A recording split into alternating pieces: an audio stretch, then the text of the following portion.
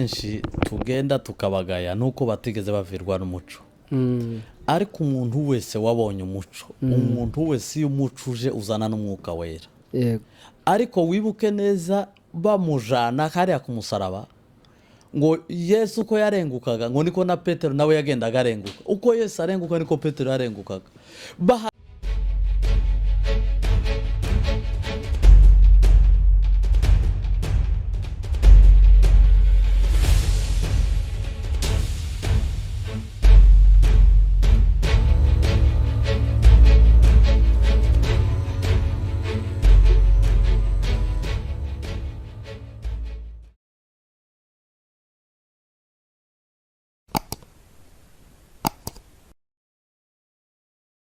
Bakunzi bacu ba Gitavi TV dusuye kandi kubaramutsa muri uyu mugoroba.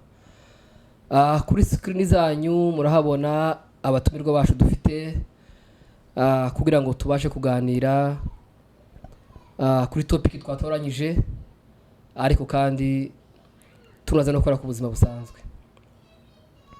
Topesi binombote badekuna biso batubaka Kalingala, topesi binombote batubazana Kishasa, Kisangani, Equateur, Uvira, Bukavu, place nyinshi na Congo. Topesi binombote tubisi bino boza bien bisopeto za bien awana Amerika.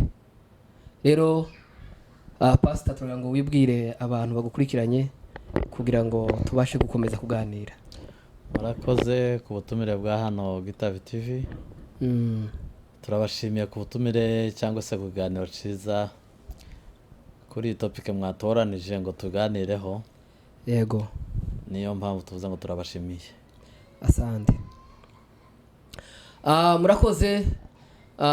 Ariko ntiwe baje kwibwira amazina yawe n'ico ukora, umurimo ukora kugira ngo abantu bashe gucane kukumenya byimbitse. Murakoze cyane umunyamakuru. Ku mazina yanje ni Avuze Musengo, ndubatse, mfite umudamu n'abana 4.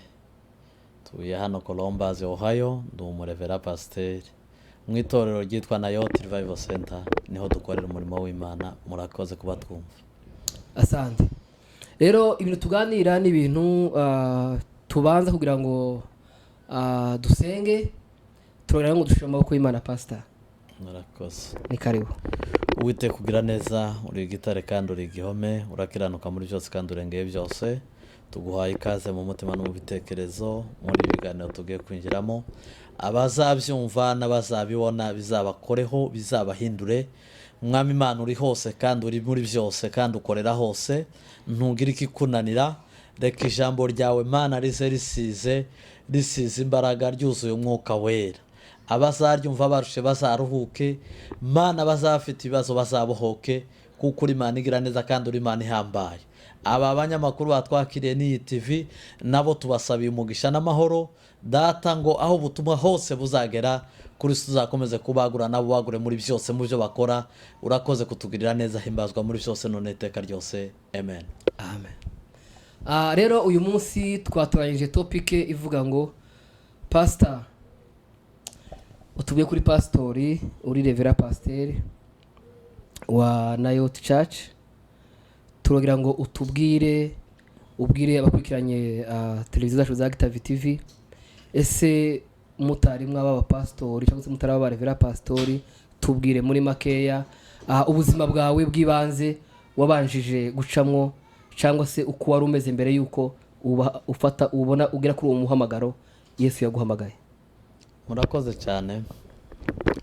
Jewe navutse mu muryango w'abantu 10. Abahungu iwacu turi abahungu 8 n'abakobwa 2. Hamaze kwitaba Imana 4, dusigaye turi 6. Kuva ni ryari ushobora kuba wibuka, ni ryari ushobora kuba uzi neza umunsi ukizwa? Twari muri hariya ku Mushasha. Niho nakirijwe muri uriya Mushasha. Yego. Nubwo nakira Imana twari kumwe n'abandi aho twakoreraga, nkumva umutima kurampatira gukizwa, ariko nkumva ntabifite. bagenzi banje agaragaza kubabaza, numvaga mfite n'ubwoba mu buzima bwanjye, sinagiraga ubwoba bw'urupfu, ariko uwo munsi numvaga ntakiriye Yesu ngomba gupfa. Noneho rero kuko burya umuntu yakijijwe yari umupagani muri bene urwo rwego rw'inzoga, urumogi, ibitabi n'ibindi, muzukuru azaba umuntu w'umugabo, iyo atabaye gito azaba umuntu w'umugabo. Kandi siritu umuntu ugunda gukomeza umwuka w'Imana ni umuntu uba waraciye muri bene ibyo bintu. Rero bakunzi bacu, nshuti zacu za Gitavi TV, turacyari kumwe na pastori wacu hano, ni Revera Pastori wa Nayoti Church hano muri Columbus, Ohio. Pastor,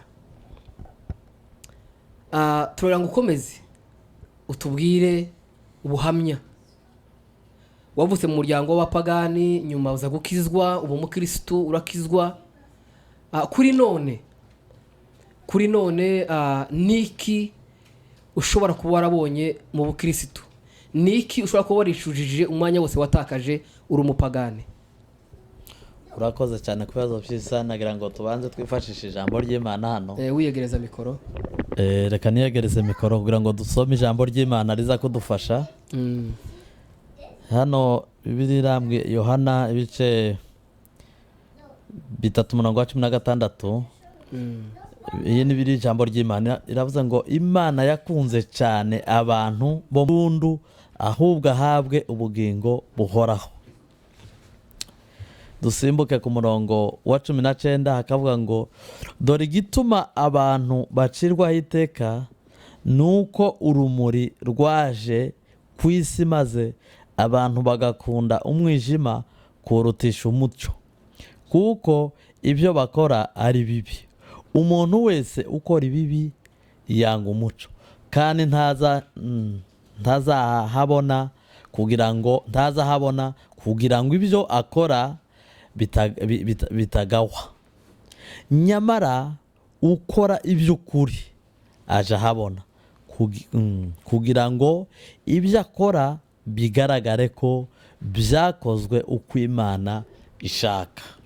Anze muzehe anywa inzoga, rimwe na rimwe akaja mu by'Imana, ubundi akabivamo. Ntabwo turi babana bakuze dusanga ari abantu bubaha Imana cyane. Bakuru banje na mukecuru nibo babikundaga, ariko nje birananira, nkagira n'abandi bakuru banje bamwe byari byarananiye nabo gukizwa. Noneho na murumuna wanje nawe wapfuye, nawe byari byaramunaniye.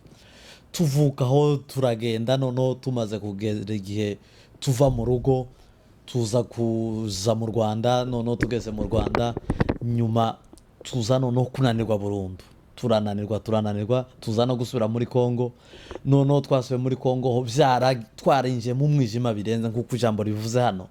Twaragiye mu mwijima tudasobanukirwa, nta gusenga amasengesho yo kubyuka, ntayo kuryama, twirata ibibi, twirata ibiteye isoni.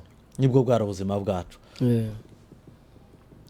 Nimba turatura birakomeza. Umunsi umwe nje ahantu mu Minembwe mu gitaramo, ariko twari tugiye guhicakira inzoga n'inzira zindi z'ubusambanyi nizo twabagamo. Ntabwo twatekerezaga no kuja gutarama. Duhahurirana n'abantu basenga, Imana yarababwira ngo badutumyeho, ariko turabisuzugura, ntitwigeze tubiha agaciro. Twanatekereje ko ari ivugana nabo, nubwo yazi bakoresha ibitangaza tukabibona, titwabihaye agaciro ko ari Imana ibivuze. Twumvaga Imana itoduhamagara, tukumva turi kure yayo, tukumva nitunarimbuka tuzobatwara n'ibyo twahisemo. Ariko kuko Imana ari umutunzi w'imbabazi, iza kutugirira neza. Igihe kimwe kuko nari mvuze turi hariya mu Mushasha, numvishije umugoroba umwe mfite ubwoba, kandi uwo munsi nari naranywa inzoga ziteye ubwoba, inzoga n'amatabi, bwari ubuzima bwanje. Numva birarenze, mbwira abandi ati ndumva nshaka kwihana.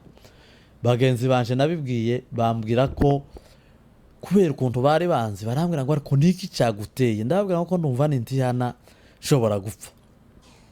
Baranyemerera ndihana, saba imbabazi, ariko ndeka inzoga nsigarana itabi. Mbabwira ko bidashoboka ko nabirekera icyarimwe. Nuko barambwira ati nta kibazo, dukomeze. Bagiraga umunsi wabo wa 4, tukirwa mu masengesho tukiyiriza. Nuko uko twiyirizaga muri iyo minsi niko byamfashaga, bikamfasha kuko ubutarakomera. ariko iyo mugenda musenga kandi ugasoma n'ijambo ry'Imana niko umuntu agenda akomera. Nuko ndetse no muri bamwe bitwaga ngo barakomeye baje no kunanirwa, twebwe turabikomeza dutaramye nk'amayinga nk'abiri mu rya gatatu mu masaa 5 z'ijoro nananezerewe, numva ko umutima umbwira ngo bifata rya tabi. Nje sinanywaga utu twagapake, naguraga amafarde akaba ariyo mbika mu bikapu, kuko sinagendaga ngoma kugenda nshakisha turiya two ku mabarabara. Byari itabi riri mu nzu, amafarde niyo yabaga ari mu nzu kanywa. Noneho maze gukizwa baranambwiye ngo baritwike, ndababwira ko tudashobora kuritwika, turihereza abandi bakibinywa. Ndababwira ngo Imana nabo nibakora nk'uko inkozeho nabo bazarireka. Ndetse ngoma no kuvuga ati twariguzaga n'ifaranga, mureke barinywe nta kibazo n'amahoro. Urumva nari ntaramenya nico, nari nkiri muto nanje numva ntitworitwika, ariko nabo ntibagira ikibazo, turuhereza abandi, duhamagara abandi ndaribaha. Kuva uwo munsi kugeza uyu munsi sinaforoza inzoga, sinaforoza ikindi kintu, mba ndakijijwe. Uburyo nakomeye mugakiza nza kugira Imana tuja muri sange. None ngo tugere muri sange mpurana n'umupastor, umugabo w'umubembe mu itorero rya Methodiste. Aramfasha cyane, niwe wambaye Bibiliya ya mbere y'Igiswahili. Atangira kumbwira ngo nubwo wakijwe kuri none haracyari ibintu byinshi. Ubwo nyine kuwa kane niho wari umunsi w'isoko, twagiraga isoko hariya. Abantu benshi ariwo munsi tuba tuja mu isoko bakiba, urabizi buriya buzima bwari buri hariya. Nibwo cyo cyari igihe cyo kwiba, nicyo gihe cyo amanyanga yose, niwo munsi abantu bageza bakora ibikomeye. Ariko twebwe turavuga ngo kubera ko abandi bafashe uriya munsi bakawugeramo nk'uw'ibyaha, twebwe tuwuhindure tuwugire umunsi wejejwe, tuza tuwiyirizamo, ariwo munsi twambaramo imbaraga. Biradufasha. Ariko umupasiteri arambwira ngo ntibizabatosha kwiyiriza gusa, nguzuza noneho tuganire ku ijambo ry'Imana, nkubwire n'ibintu byagufasha. Niwe wantosheje gusoma ijambo ry'Imana, niwe wanyigishije uburyo bwo gusenga. Muri make tuva aho ngaho turagenda tuza kuba mu Rurambo, ariko mpabakera n'abaye mu Kristo dutangira kugira ibintu by'amahuduma. Niho natangiye kuja mu butayu bwanje bwa mbere, abanyarurambo bahazi igashama, niho bwanje bwa mbere natangiye kubana n'abantu baho muri Kadezi, mu itorero ryaho kuri Kadezi. Niho ndibuka ko ari cyo gihe twakoreraga aho hafi, tugasengera muri iryo torero. Baradufasha nabo baraturera. Noneho dutangira kwiga ibintu byo kwiyiriza, dutangira ku minsi 2-3 iri epfo twariyirizaga, ariko tutarasobanukirwa. Noneho icyo gihe umuntu yaratangiye kumva nyine nawe afite confidence mu gakiza, dutangiye kumva ko dutangiye gukomera. Noneho dutangira kwiyiriza ibyo byo mu Rurambo. Ngo tuve mu Rurambo, ndibuka kandi twaramanutse tuja za Uvira. Ngo dushike za Uvira ntitwanahatinze. Nuko muri iyo minsi mikeya nibwo hagubye kuba turiya tubazo twahariya nyine two muri plene. Nyuma tuza no kuraswa, nyuma yo kuraswa njewe ndasandagaruka mu Rwanda. Ngeze mu Rwanda nibwo nakomeye mu gakiza. Noneho nari maze kuba umuvugabutumwa, ntangiye no kwinjira mu bayumbe. Mbere nabanje kumuvugabutumwa gusa, ariko ntarinjira mu kiyumbe.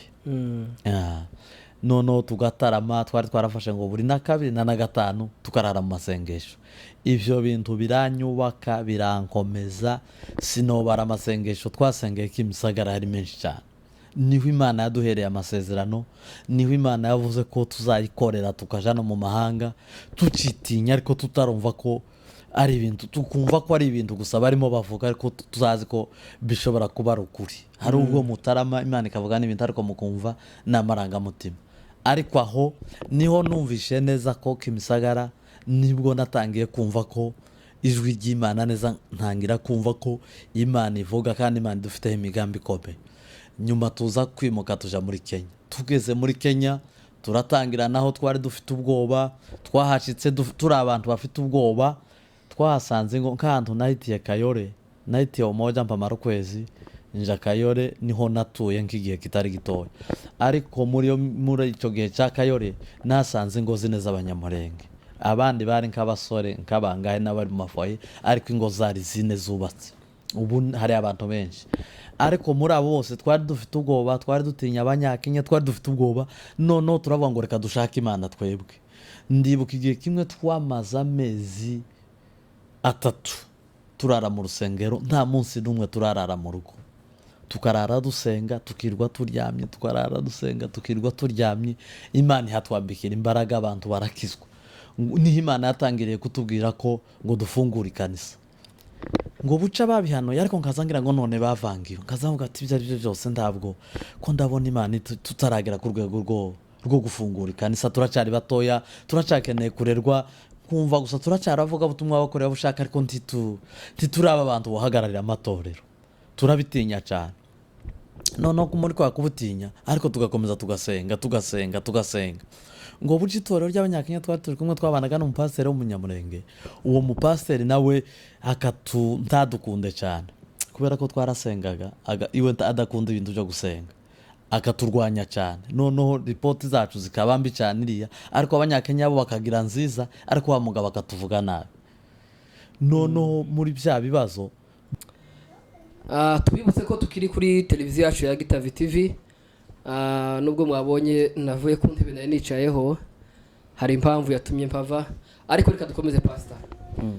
Kubera iki abantu bakunda umwijima cyane? No kubera iki? Burya abantu benshi tugenda tukabagaya nuko batigeze bavirwa n'umuco. Ariko umuntu wese wabonye umuco, umuntu wese iyo umuco uje uzana n'umwuka wera. Yego. Kandi iyo umuntu avutse mu mwuka wera, niko Yesu yavuze ngo muzaba abagabo, umwuka wera niyaza n'abamanukira. Ni ukuvuga ngo umuntu aba umugabo iyo umwuka wera yaje. Wibuke ko na Petero yabwiye Yesu ngo no kugupfira nzagupfira, ariko wibuke neza bamujana hariya ku musaraba, ngo Yesu uko yarengukaga ngo niko na Petero nawe yagendaga arenguka. Uko Yesu arenguka niko Petero yarengukaga. Bahageze ku gikorwa nyirizina, umuntu araza aramaza ngo ese nawe uri umwe muri bariya, ngo aravuga ngo ntabwo muzi, aramwihakana. Ariko icyo nza kubikundira, hari abasigara aho ngaho. Petero amaze kwambara imbaraga z'umwuka wera, yarahamije Yesu, aramuhamya, abantu 3,000 birakizwa. Bivuga ngo mu yandi magambo, twebwe ubwacu ntitubaho hatari imbaraga z'umwuka wera. Turi mu gushaka ibitari byo gushakwa, tugashaka iby'umwijima. Imana ndikeneye ubutunzi bwacu, Imana ndikeneye ibibindi, Imana nitwikeneye ngo nimara kutubona twebwe ubwacu n'ubutunzi bwacu tubone kuba b'Imana. Hari abantu bazabibwira ngo najana ubutunzi bwabo bakajana ibikorwa byabo ngo nibyo bituma bemerwa. Nanone ibikorwa byabo biracyari by'umwijima. Ariko umuntu wese ukunda umuco, tuzi ngo turi mu muco, uzumenya ngo Kristo ni uri mu buzima bwanje, nakiriye Kristo, nakiriye Imana. Imana niyo mwami w'ubugingo bwanje. Iyo umuntu yamaze kwakira Imana nk'umwami n'umukiza wiwe, niwe ugomba kuyobora ubuzima bwawe. Kuko kandi kantu narimvuze, turi mu gushaka ngo tugwize ubwinshi bw'abantu, ariko Imana ntikeneye abantu. Hari umugabo watwigisha aratubwira ngo Imana ikeneye umuntu. Kandi numenya ko ari wowe ukeneye, shaka Imana. Nubona Imana n'ubundi abantu bo bazagushaka. Ariko nimba udafite Imana, nukuri abazagukenera ni bakeya. Kandi n'abandi nyine nabo b'imirimo y'umwijima. Ariko abazi umuco bose, abazi ukuri bose, dukeneye Imana, turashaka Imana. Muri make tunasoza, ni ukubwira abantu bakiri mu mirimo y'umwijima ngo nibashake begera umuco, kuko amaherezo y'imirimo y'umwijima ngo umwanzi azaza kwiba no kwica no gusenya. Ariko uwo muco ari we Kristo waraje kugira ngo tubone ubugingo kandi bwinshi, kandi ubuzima bw'iteka. Abangana bo n'abari mu muco, abamaze kuvirwa n'umuco, sugukina sukuryama. Ubwami bw'Imana si ubw'amagambo, ubwami bw'Imana ni ugukiranuka, ubwami bw'Imana ni amahoro. Ndetse biziba ngo nukwishimira mu mwuka wera, si ukwishimira mu byacu. N'uwirata nawe yirate ko yamenye Uwiteka, yirate ko yaviriwe n'umuco, uwo ari wo wirata. Akaba aribyo twasozerezamo tubwira abantu ngo bariya bakiririya mu mirimo y'umwijima bashatse boza, nabo umuco witeguye kubavira. Bibiliya yavuze ngo ikimurikiwe n'umuco gihinduka umuco, kuko imirimo y'umwijima yose ni y'umwijima ntacimara, kandi amaherezo yayo ni ukurimbuka. Ariko imirimo yose ikorewe mu muco, amaherezo yayo ni y'ubugingo buhoraho, ni ubuzima bw'iteka. Kandi kibabaje, uyu mubiri tubona umuntu wese uzoba ari mu muco ntazapfa azasinzira. Ariko urupfu rubi ni ukwanga ubugingo. Kwanga ubugingo ni ukwanga Kristo. Uwanze uwo mwana nta bugingo. Murakoze cyane, tubaye tubashimiye, kandi igihe cyose muzadukenera tuzabitabira, kandi tuzahora tubasengera. Imana ikomeze ibagure aho ubutumwa buzagera. Imana ikomeze ibagirire neza kubw'igikorwa cyiza mwakoze. Murakoze. Pasiteri urakoze, Imana igumugisha. Ariko icyanyuma utararangiza, hariho ikibazo kivuga gitya. Abenshi dusanga ubu nyine ntitugisenga cyane, ahubwo twikubiye cyane mu bintu byo bisa n'iturangaza by'ibisirimba, tudasenga, tutasoma ijambo ry'Imana, kandi byakabaye ngombwa ngo tuba dusoma ijambo ry'Imana dusenge cyane, hanyuma tuze gusirimba nyuma. Kuko burya iyo usirimbye wasomye ijambo ry'Imana wasenze, mu by'ukuri biza neza, kandi usirimba wumva umwuka w'Imana akuzuye. Ariko ubu nyine abenshi basigaye bihisha mu gisirimba, iyo ari umurozi, iyo ari umusambanyi, iyo ari umunyarugambo, umuntu wese umunyabyaha yihisha mu gisirimba kugira ngo bigaragare ko nawe ari umuyumbe. Ni ukuvuga ngo umuyumbe bamufata iyo bakubonye uri umusirimbere cyane bagufata nk'umuyumbe, kandi umuyumbe ni umunyamasengesho. None pastor, nk'icyo kintu wowe mu by'ukuri nkamwe bakijijwe basenga Imana mu by'ukuri, kandi banasirimba babizi bazi icyo gukora, abo bantu wabahanurike? Mu rwandiko rwa Timoteyo haravuga ngo mu gihe cy'imperuka ni igihe kizaba kigoye. Abantu bazakunda impiya, bazaba batukana babeshana, ibyigenge bikakaza, ngo bazaba bafite ishusho yo gukunda Imana ariko bagahakana imbaraga z'Imana. Burya ngira ngo nibakorinto bavuga ngo abakunda Imana bazamenywa nayo. Yesu yaravuze ngo intama zanje ndazizi nazo ziranze, iyo mvuze zizazumva. Yego. Igisirimba nagifata nk'indirimbo zisanzwe. No mu itorero benshi bari mu kwisha si mu bisirimba gusa, umuntu ari mu gushaka gusa ngo yitirirwe ngo ni umukristo. Hariya mu buhanuzi bwa Yesaya ibice 1 hazavuga ngo uwo munsi abakobwa 7 bazaza ku mugabo umwe bavuge ngo tuzigaburira tuziyambika, ngo ariko uduhe kwitirirwa izina ryawe udukize urugwa rw'abantu. Iyo bavuga umugabo ni Kristo, n'utuntu twinshi tuzoba twitwa gusa akantu gato yitwe ngo ni Kristo.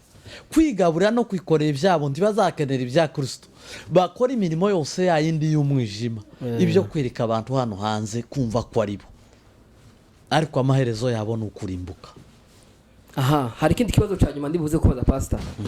Ni ukubera iki urabona cyane cyane muri iki gihugu c'abazungu turimo, urabona muri ibihugu twaje mu by'abazungu, simvuga gusa ahangaho honyine gusa, ni ukubera iki usanga nk'umugore uba warashatswe ahandi cyangwa warashatswe ahandi agakora divorce cyangwa agatandukana n'umugabo we niko nabivuga, cyangwa umugabo agatandukana n'umugore we ariko agahabwa ijambo mu itorero arimo?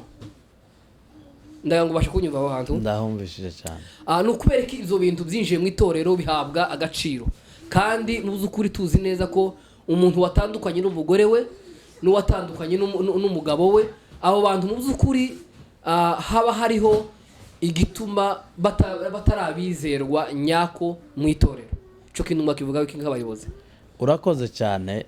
Bibiliya ivuga gusanga ikintu cyatandukanye umugore n'umugabo ni ugusambana, kandi bishobotse ngira ngo Pawulo ni mu Bakorinto yagiye avuga ku bice 7 uzasome hariya hose, yagiye ahugura abasore cyane aza kugera aho avuga ngo aho kwifuza ibyiza nuko wamurongora. Agenda ahugura muri ibyo bice, agenda ahuguramo n'abantu, kandi avuga ko umugabo ukijijwe ashobora guhindura umudamu wiwe agahindura n'abana. Ariko iyo byanze muri ibyo byose ari abantu bo bakijijwe bwaca bagatandukana. Icambere iyo umuntu atandukanye agashaka uwundi abasambanye ni Bibiliya. Ushatse uwundi ubusambanye. Nitubiha agaciro twavuga ngo twabizanye mu rusengero, nta gaciro twe twobivuga, ariko Imana nta gaciro, imbere y'Imana nta gaciro biba bifite. Kandi wa muntu n'amatorero ashatse yabimenya, wa muntu ntakwiriye no kugira ikindi akora mu rusengero keretse yihana.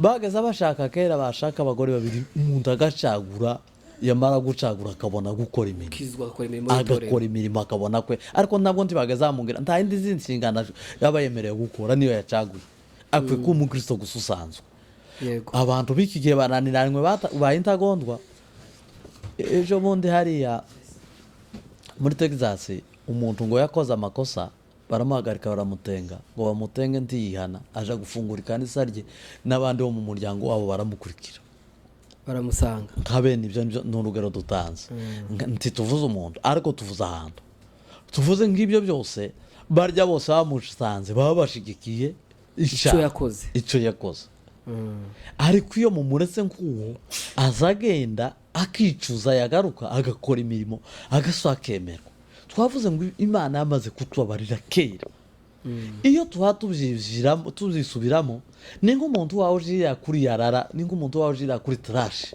akaja gutora umwanda Yesu yamaze kutweza Yesu yatugize abana yatugize abaragwa mu bwami bw'Imana nta mpamvu zo gukurikirana umuntu wananiwe tugomba kumugendera akihana ibyananirana tukamureka nibyo aba yahisemo ariko ikiri mu kubabaza nuko turi mu bugura gutya ugasanga umuntu yananiwe tugasa kandi ibi byacu by'imiryango tugasa kandi tukamukurikira tuzi amafuti ye tuzi ibyo agenda akora tukumva gusa twobana nawe ariko icyo genda murimo w'Imana ubu hari ni ibyacu twatwikorera nta Mana ibiri aho hantu asandi murakoze cyane pastor urakoze kuba ku butumire watwitabye Imana igumugisha kuko ibi ni ibintu abantu bazakurikira ni ibintu abantu baziga bakamenya bakaza bumva hari ababize bikiza imitima hari abaza bakira kubera ibi bintu kuba witabire rero ubutumire bwacu urakoze cyane rero twari kumwe na pastori Revera Pastori Mahirwe ni umukozi wa Nayoti Church hano muri Columbus Ohio ni umushumba w'itorero ryacu rero bakunzi inshuti zacu nakagaruka tuzasubira ciao ciao